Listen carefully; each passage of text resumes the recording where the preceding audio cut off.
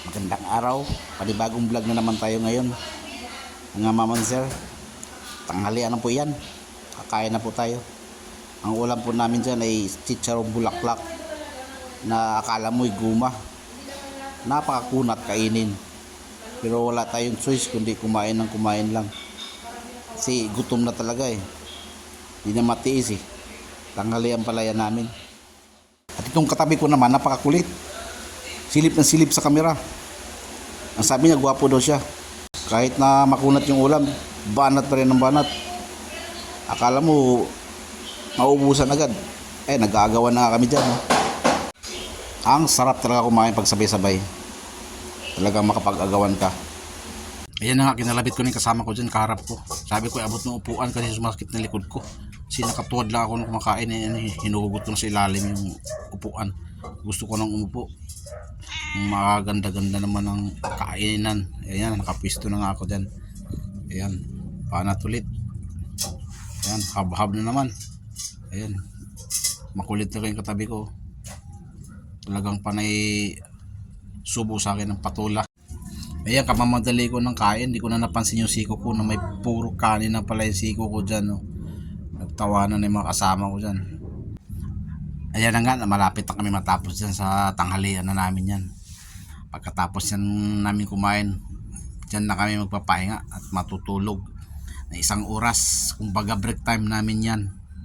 Dito pala yan mga mamansir sa BGC, sa kondominyo, sa pinapasukan ko. Halos nasa 13 taon na ako rin dito sa namasukan.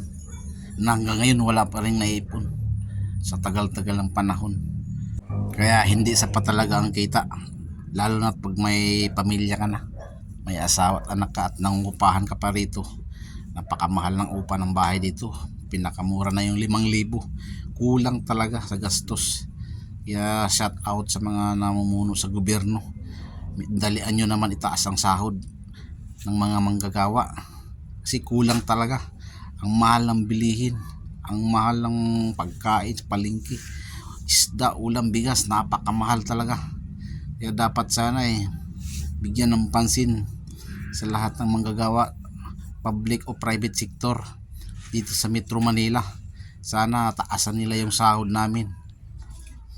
Lalo na yung kasama ko dyan sa kaharapan ko, nagrereklamo dahil ang sahod namin napakalaking kaltas, lalo na sa PhilHealth. Samantala ang PhilHealth natin ngayon ay zero budget, tapos yung kinakaltas sa amin ang laki. Kaya yung ibang mga kasamahan ko rito ay nasipag-abroad na lamang kasi kulang talaga yung sahod namin dito. Kaya ng ibang bansa na lang sila. Ako, nagsubok ako mga ibang bansa, kaso hindi pinalad. Kamuntikan pa ako ma-scam sa in-apply kong agency na halos ang laki ng placement fee. Buti na nga hindi ko naibigay yung pera na paunang bayad, kasi nahahalata ko na talagang hindi legit. Kaya yung mga nagbabalak na gusto mag-abroad na kayo. Shout out pala sa kasamahan ko dito dati na ngayon ay nasa Australia na, Lionel Musuti. Shout out sa iyo, kumusta ka na dyan? Sana mapanood mo ang video na ito. Musuti, busing, kumusta ang buhay-buhay dyan? Mga mamanser, support naman, pa-support naman ng ko vlog na ito. Pa-like ang share na lang mga busing, mga mamanser.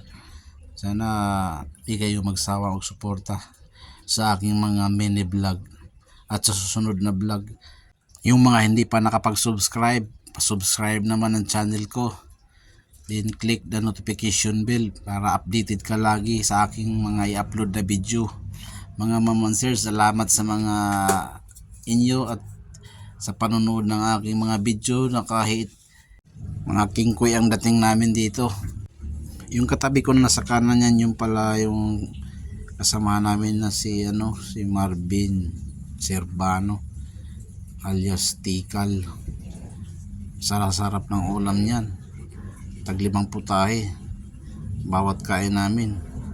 Big time kasi yan Ayan ayan na nga umiinom ako ng sinigang na sinampalukan na lempo. Ayan, medyo busog na tanga talaga dyan Asensya na kayo mga ma'am sir ha. Medyo na bubulol-bulol pa yung dila ko. Kasi kaumpis ako lang kasi nito magawa ng mini vlog daw. Kaya mga ma'am sir, huwag naman kalimutan mag-subscribe sa aking YouTube channel. Pa-like and share na lang. Maraming salamat sa panonood ninyo sa mga King Kuiko na vlog. Ayan, patapos na kami dyan. Pinagpag ko na yung siko ko sa dami ng kanin. Sige ma'am sir, thank you for watching.